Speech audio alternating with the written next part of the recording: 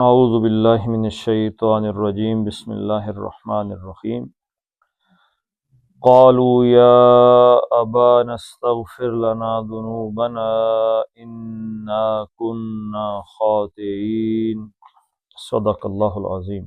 قالوا یا ابانا، قالوا قاف واو لام، کالا اس نے کہا، کالا دو نے کہا، قالو سب نے کہا، تو انہوں نے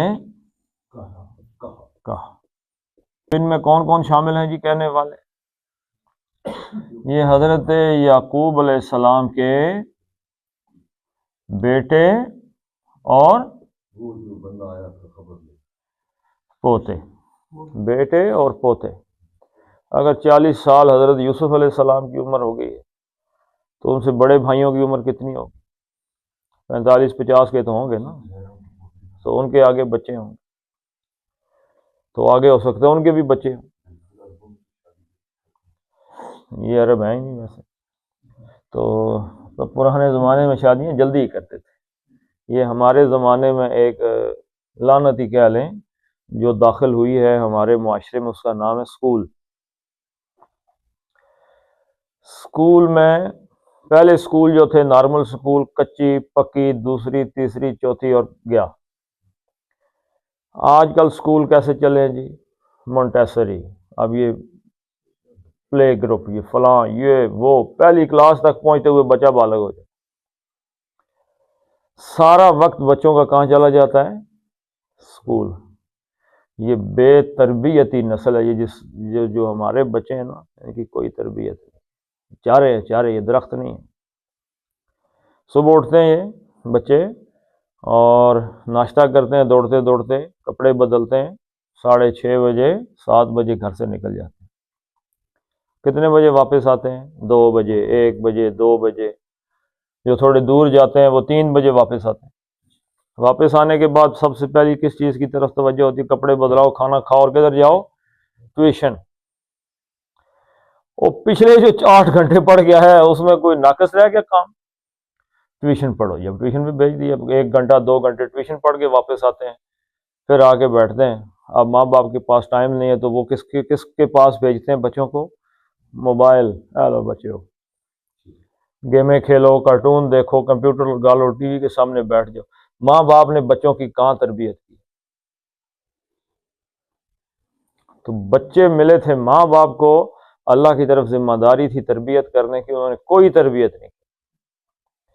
تو وہ جو بچہ آپ کو بڑا سجا سنورا خوبصورت نظر آ رہا ہے وہ بے تربیت بچہ ہے۔ تربیت میں سب سے اول چیز کیا ہے؟ احترام، بڑے کا احترام۔ تو اس اسکول نے کیا کیا؟ وہ احترام کیا کیا؟ چھین لیا۔ آج بچوں میں بڑوں کا کوئی احترام نہیں، اور بہادری سمجھتے ہیں یہ۔ تو یہ پوتے بیٹے، وہ ٹائم پہ شادی ہو جاتی ہے تو پھر اس کے بعد آگے بیٹے پوتے آگے حضرت یعقوب علیہ السلام کے جو گھر میں تھے انہوں نے یہ بات کہی، یا ابانا۔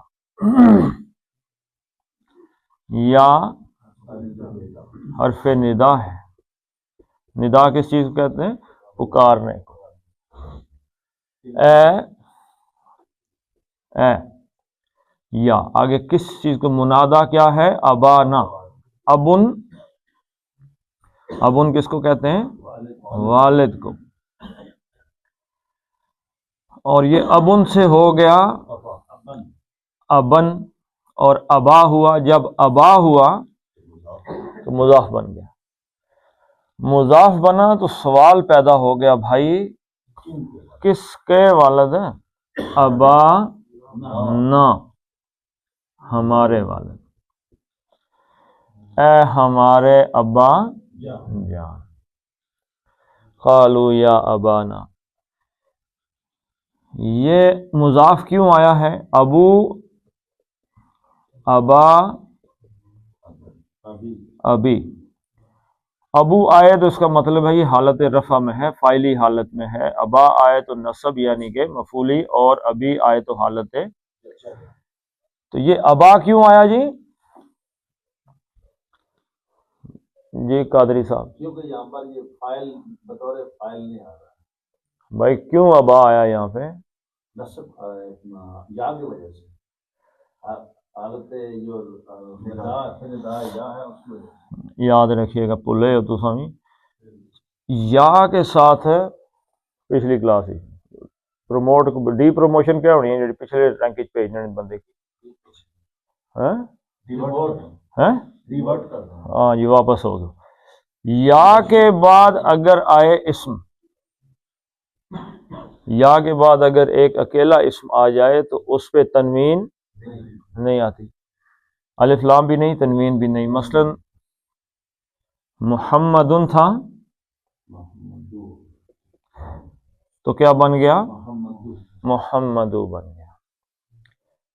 مسلمن تھا یا مسلمو، اے مسلمان، یا کوئی بھی نام ہے، اگر اس کے بعد آ جائے معرف باللام، یا کے بعد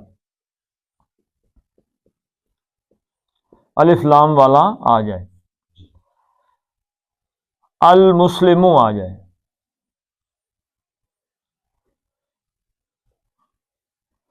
المسلمو الف لام کے ساتھ تو تنوین ہوتی ہی نہیں ہے، تو یہ لام تعریف کیا ہو گیا؟ خاموش ہو گیا، جزم والا آ گیا نا، اس میں تو کوئی حرکت نہیں ہے. تو یا آیا تو یل مسلمو کے بجائے کیا آ جائے گا؟ ایھا المسلمو. اور اگر اس کو المسلمتو کر دیا جائے، مؤنث کر دیا جائے، تو یہ بن جائے گا یا ایتو، یا ایتھا المسلمہ، یا ایتھا النفس المطمئنہ. اور اگر یا کے بعد آ جائے مرکب اضافی، جیسے یہ مرکب اضافی کیا ہوتا ہے؟ فلاں کا کمرہ، کمرے کا دروازہ، آدمی کا بیٹا، فلاں کا بھائی، میری چادر، فلاں کے کپڑے، کے کی کا اضافہ کیا جائے جس کے ساتھ، آپ کا ملک، میری زمین، نسبت اضافت جڑ جائے، اس کو کہتے ہیں مرکب اضافی. یہاں پہ آیا والد، میرے والد، ہمارے والد صاحب، ٹھیک ہے جی.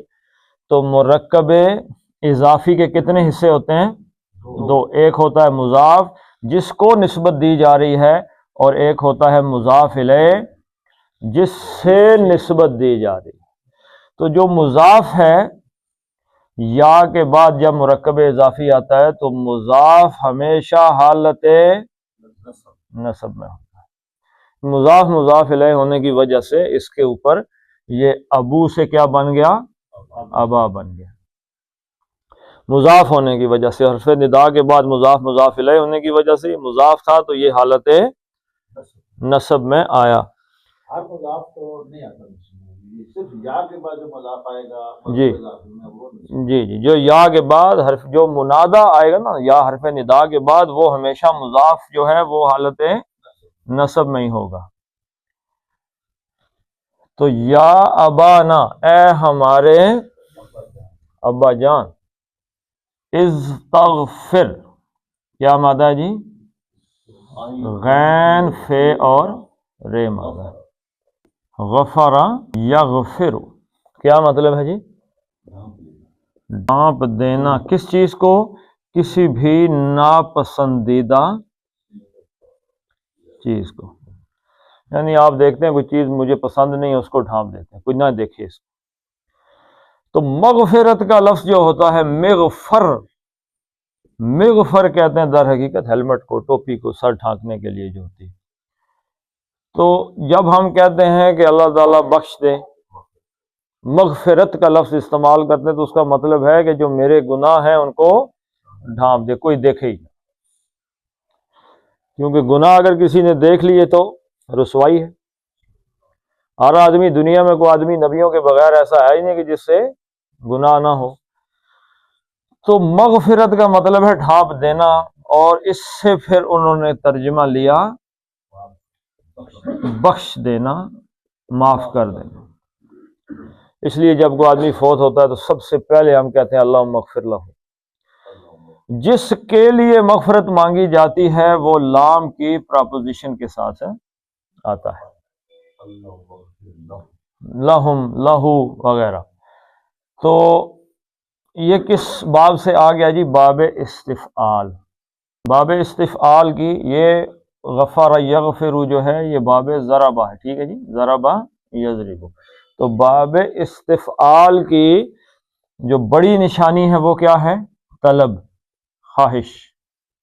باب استفعال سے کوئی بھی لفظ آئے گا تو اس میں طلب اور خواہش ضروری ہوگی.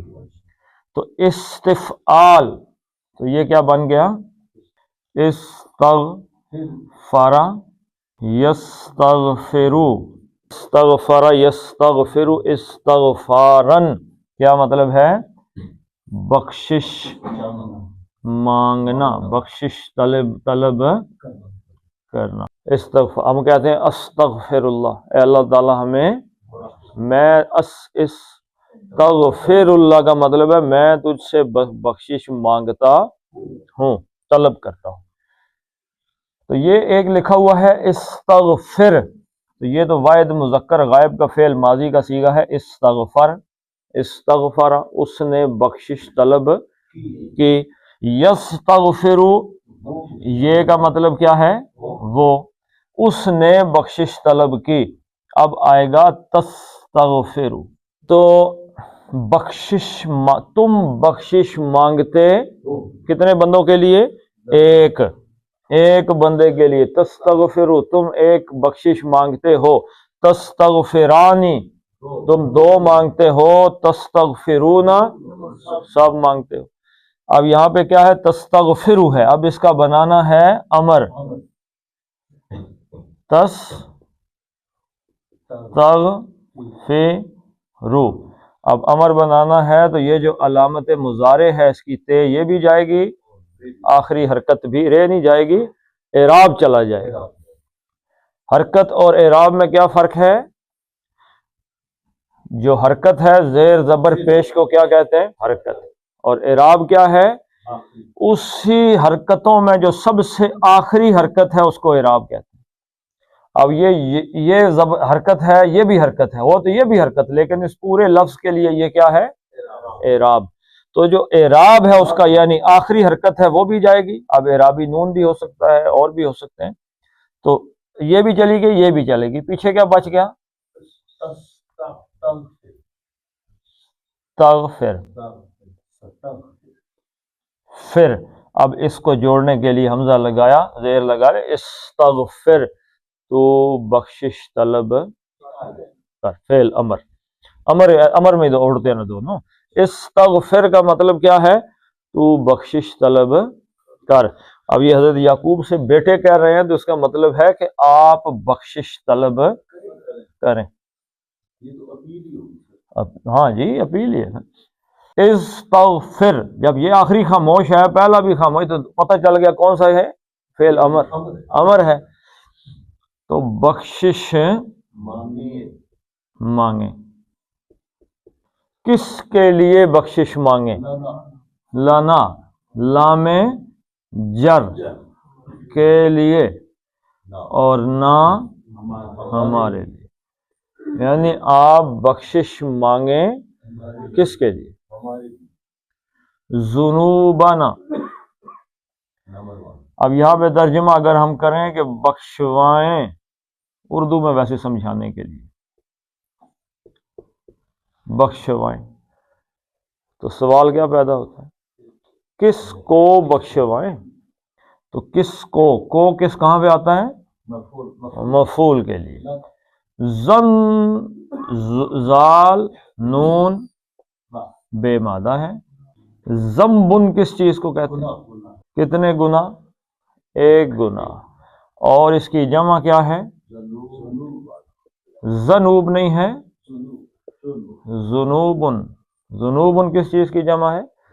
ذنبن کی. تو ذنوبن تھا، اب یہ استغفر کا کیا بن کے آیا؟ مفعول. تو یہ بن گیا ذنوبن. پھر بن ختم ہو کے بن گیا ذنوبا، ہلکا ہو گیا. اب یہ الف لام بھی نہیں، تنوین بھی، تو کیا بن گیا ہے؟ مضاف. تو ذنوب کا مطلب ہے گناہوں. جمع ہے گناہ کی، تو مضاف بنا تو کیا سوال پیدا ہوا؟ کس کے گناہ؟ ذنوبا نا، کس کے گناہ جی؟ ہمارے گناہوں کو بخشوائے، ہمارے لیے ہمارے گناہوں کی بخشش مانگیں۔ کس سے کہہ رہے ہیں؟ یعقوب علیہ السلام۔ بات ہی نہیں سمجھ رہے نا جی حضرت صاحب، آپ بات نہیں سمجھ رہے۔ ایک، تین چیزیں۔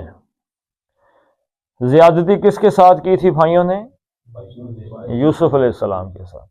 پچھلی آیتوں میں یہ آیت گزر چکی، حضرت یوسف علیہ السلام کے سامنے کھڑے ہو کے کہا ان کننا لخاطئین، ہم بے شک خطا کار ہیں جی، آپ معاف کر دیں۔ حضرت یوسف نے کہا معاف کر دیا، معاملہ ہی ختم ہو گیا۔ اب حضرت یوسف علیہ السلام کے ساتھ زیادتی کر کے جھوٹ کس کے ساتھ بولا تھا؟ والد صاحب کے ساتھ۔ تو والد صاحب سے بھی معافی مانگ لیں، غلطی ہو گئی، معاف کر دیں۔ اچھا، ان دونوں سے معافی ہو گئی، بندوں سے، اب کس سے معافی مانگنی ہے؟ اللہ سے۔ تو کہہ رہے ہیں جی آپ بھی معافی، اللہ سے بھی ہمارے لیے معافی مانگ لیں، اللہ سے ہماری بخشش طلب، یعنی آپ ہمیں معاف کریں گے، اللہ سے کہیں گے تو معافی ہے۔ تو کسی کے ساتھ جب آدمی زیادتی کرتا ہے تو پہلے اس سے معافی مانگو، جس کے ساتھ زیادتی کی ہے، پھر اس سے کہو بھائی دل سے معافی مانگنے کے، معاف کر دیا کہ نہیں کیا، کہ تو اللہ سے بھی کہو کہ مجھے معاف کر۔ یہ حضرت یعقوب علیہ السلام کی اس بات سے ہمیں سمجھ آئے۔ میں نے اگر آپ کے ساتھ کوئی زیادتی کی ہے تو میں کہوں گا جی مجھے معاف کر دیں، آپ نے کہا جی میں نے کر دیا معاف، تو پھر ان سے کہیں کہ آپ اللہ سے بھی میرے لیے بخشش مانگ لیں، کہ جو زیادتی ہو گئی اللہ تعالیٰ، آپ کہیں گے یا اللہ اس کو معاف کر دیں۔ بات نہیں سمجھ آئی؟ نہیں سمجھ آئی؟ دیکھیں میں بتاتا ہوں۔ اے ہو گیا حضرت یوسف علیہ السلام کے بھائی، انہوں نے کس کے ساتھ زیادتی کی؟ یوسف علیہ السلام کے ساتھ زیادتی کی۔ یوسف علیہ السلام کے ساتھ زیادتی ہونے کی وجہ سے اور کس کا دل دکھ گیا، یا کس کے ساتھ زیادتی ہوئی؟ یعقوب علیہ السلام کے ساتھ۔ تو جب اللہ کے دو پیارے بندوں کے ساتھ زیادتی ہو گئی اور ان کا دل دکھ گیا، تو اس کی وجہ سے ناراض کون ہو گیا؟ اللہ ناراض ہو گیا۔ تو اللہ کو بھی راضی کرنا ہے کہ نہیں کرنا؟ تو یہ بات سمجھائی جا رہی ہے۔ انہوں نے حضرت یوسف سے بھی معافی مانگی بھائیوں نے، یہاں آ کے انہوں نے حضرت یعقوب سے بھی معافی مانگی۔ اب حضرت یعقوب اور حضرت یوسف علیہ السلام کا دل دکھانے کی وجہ سے ناراض کون ہو گیا تھا؟ اللہ۔ تو کہا جی اللہ سے بھی کہہ دیں گے راضی۔ آج تو ہمیں اس چیز کا احساس نہیں ہے، آج ہم گبر ہیں، بڑے چیمپئن ہیں، چیتے ہیں، ہمارے سامنے کون ٹھہر سکتا ہے، لیکن مرنے کے بعد پتہ چلے گا کوئی گبر شبر نہیں ہے۔ وہ جو ایک چھوٹا سی کسی کو تکلیف دی تھی، آج وہ سامنے آ کے کھڑی ہوگی۔ تو وہ جو چھوٹی تکلیفیں دنیا سے ہی معاف کرا کے جائیں۔ حضرت عمر رضی اللہ تعالیٰ عنہ نے اس بوڑھی سے لکھوا لیا تھا کہ میں نے امیر المومنین حضرت عمر کو معاف کر دیا، اور وہ کاغذ کدھر کیا؟ پھر بیٹے کو دیا کہ جب میں مر جاؤں تو میرے کفن میں رکھ دینا، کیونکہ کل یہ بوڑھی آ جائے گی میرے خلاف مقدمہ لے کے۔ تو کل ایک آدمی مقدمہ لے کے آ جائے گا جی اس نے گالی دی، چپیڑ ماری ہے، یہ کیا، میرے ساتھ زیادتی کی ہے، تو نیکیاں جائیں گی نا اپنے پاس سے۔ تو جیب میں پڑے ہوئے ہوں آپ کے پاس، آپ سلنڈر لینے گئے ہیں 5,000 کا، جیب میں پڑے ہی 5,000 ہے، تو اگر 1,000 کوئی اور لے جائے تو سلنڈر لیں گے؟ اللہ تو ہاں جی، لکڑیاں جہنم میں ہی جلتی ہیں نا جی۔ تو ذنوبنا، ہمارے ذنوبا نہ، ہمارے گناہوں کو بخشوائیں، یعنی ان کی مغفرت طلب کریں ہمارے گناہوں کی۔ اننا اصل میں کیا تھا؟ نحنو، نحنو تھا، نحنو کا مطلب کیا ہے؟ ہم، وی۔ تو کیا ہوا جی؟ نحنو کا اپنا مفعول نصب اور جر نہ ہے، ٹھیک ہے، نہ اور جر بھی نہ۔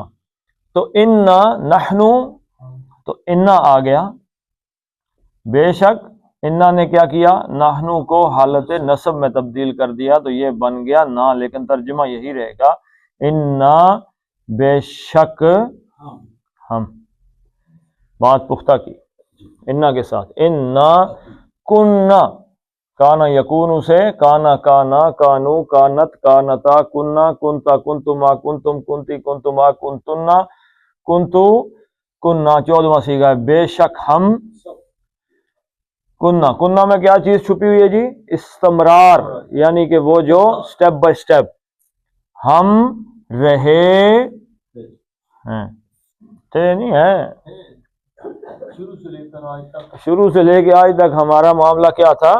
انا کننا، ہم رہے ہیں خاطئین، خطأ یخطأ کیا مطلب ہوتا ہے؟ غلطی کرنا، اور خاطئن فاعلن کے وزن پر، خاطئن کا کیا مطلب ہے؟ غلطی کرنے والا، اور خاطئون والے، اور یہ کیونکہ کننا آ گیا، کننا کا اسم جو ہے وہ نحنو ہے، اور خاطئین خبر ہے، اور کننا کی کانا کی خبر ہمیشہ حالت نصب میں ہوتی ہے، تو یہ خاطئون سے ہو گیا خاطئین، غلطی کرنے، بے شک ہم غلطی کرنے والے ہی رہے، یعنی ہم غلطیاں ہی کرتے رہے ہیں۔ تو ایکسیپٹنس جو ہے نا جی، آپ میں گناہ مان لوں غلطی اپنی، یہی کافی ہے۔ تو بندہ کہہ دے جی کہ ساری غلطی میری ہے، تو آپ کہیں گے اب اس کے بعد بحث ختم ہی ہوگی۔ تو یہ انہوں نے بات ایکسیپٹ کر لی حضرت یوسف علیہ السلام کے سامنے بھی، وہاں بھی کہا تھا ان کننا لخاطئین، اور حضرت یعقوب علیہ السلام کے سامنے بھی کہی انا کننا خاطئین، ہم ہی غلطی کرنے والے ہیں، اور کہہ رہے ہیں کہ اللہ سے بھی، ان سے کہہ رہے ہیں کہ اللہ سے ہمارے لیے معافی مانگیں، اور حضرت یوسف علیہ السلام نے کیا کہا تھا؟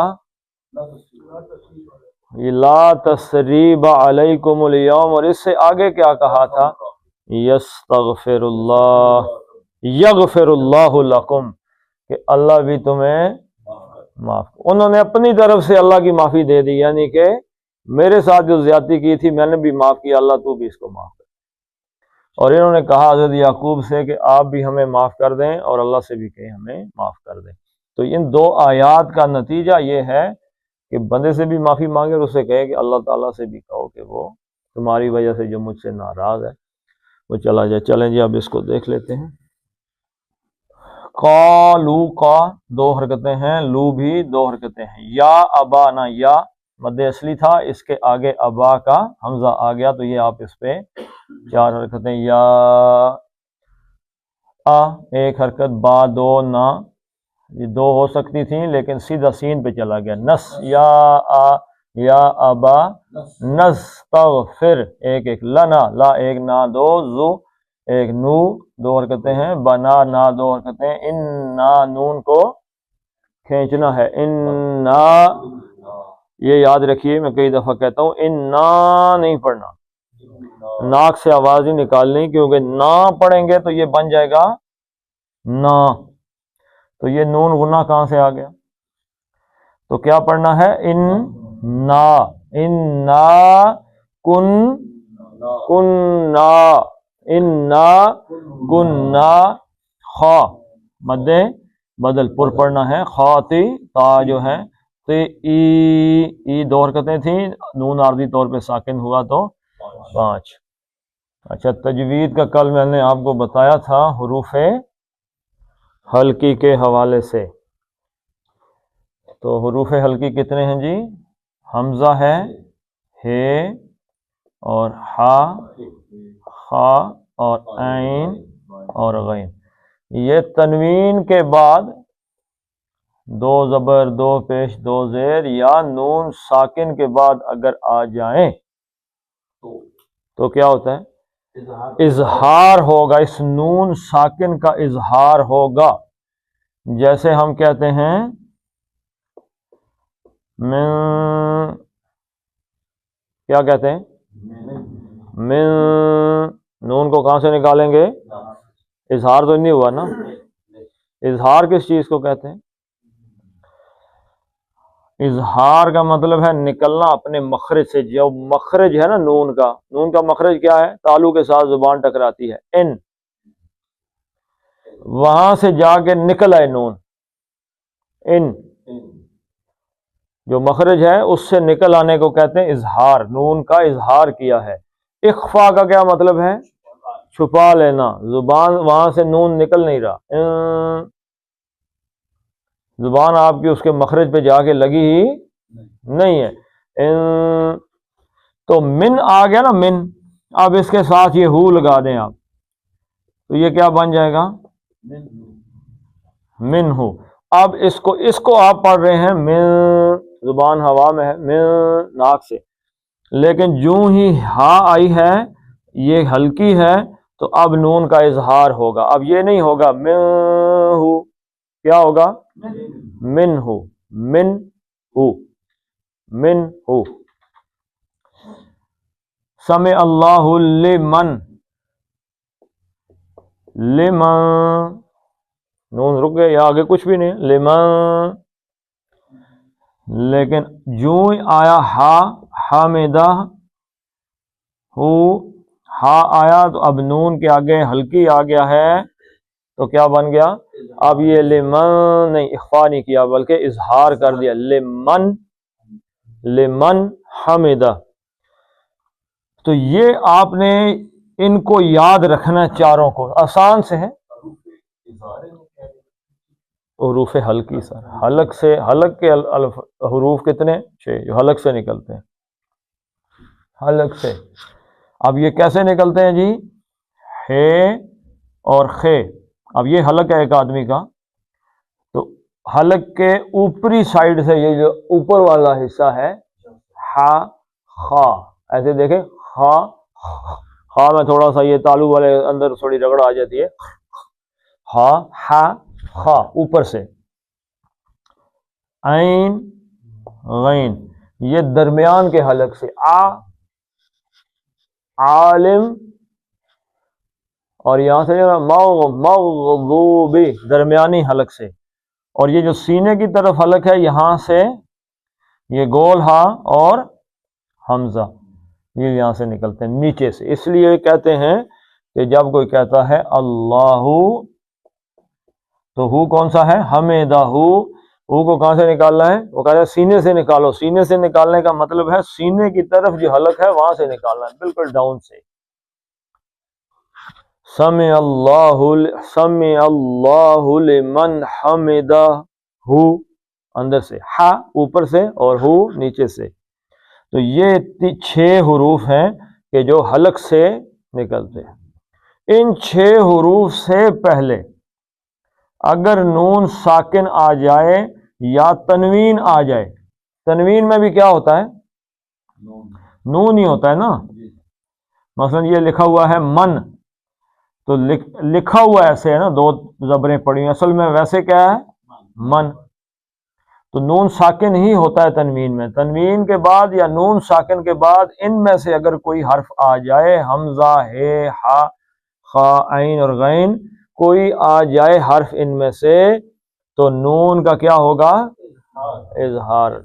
اخفا نہیں ہوگا. اخفا کیا ہے؟ یعنی وہاں جہاں سے زبان تالو سے لگ کے نون نکلتا ہے زبان تالو سے لگے گی نہیں. من ان جاء البشیر، پچھلی آیت پڑھی، ان جا. اور اگر ان نون کے بعد کوئی ہلکی آ جاتا تو پھر نون زبان تالو سے لگتی اور پھر کھینچنا نہیں ہے. ٹھیک ہے نا جی. اور ایک ہے جیسے یہ انا کننا ہے، اب اس میں تالو کے، اس میں کیا ہے؟ شد آ گئی نون کے اوپر. اب اس کو زبان کے ساتھ تالو لگانا ہے اور 2 حرکتیں کھینچ دینا ہے اس کو. مثلا انا نہیں پڑھنا، اس کو ایسے نہیں پڑھنا، انا، انا نہیں پڑھنا، انا کھینچنا ہے اس کو. کتنے نون ہیں؟ 2 ہیں. انا زبان کے تالو کے ساتھ لگا کے تو کھینچنا ہے. اب یہ اس میں اخفا بھی نہیں، غنہ ہے، کھینچ رہے ہیں پکڑ کے اس کو. انا کننا، ٹھیک ہے جی، یہ اور ہے۔ تو اب یہ حروف یاد رکھنے جی، چلیں پڑھ لیتے ہیں اب اس کو۔ قالوا یا ابانا استغفر لنا ذنوبنا انا كنا خاطئین۔ صدق اللہ العظیم۔ اللہم بارک علی محمد وعلی آل محمد کما بارکت علی ابراہیم وعلی آل ابراہیم انک حمید مجید۔ اللہم اغفر لهم وارحمهم وحاسبهم حسابا یسیرا وادخلهم الجنہ واعذهم من عذاب القبر ومن عذاب النار۔ اللہم عذب الباس رب الناس واشف انت الشافی لا شفاء الا شفاءک شفاء لا یغادر سقما۔ ربنا حب لنا من ازواجنا وذریاتنا قرۃ اعین واجعلنا للمتقین اماما۔ ربنا فاغفر لنا ذنوبنا وکفر عنا سیئاتنا وتوفنا مع الابرار۔ وصلی اللہ تعالی علی خیر خلقہ محمد وعلی آلہ وصحبہ اجمعین برحمتک یا ارحم الراحمین۔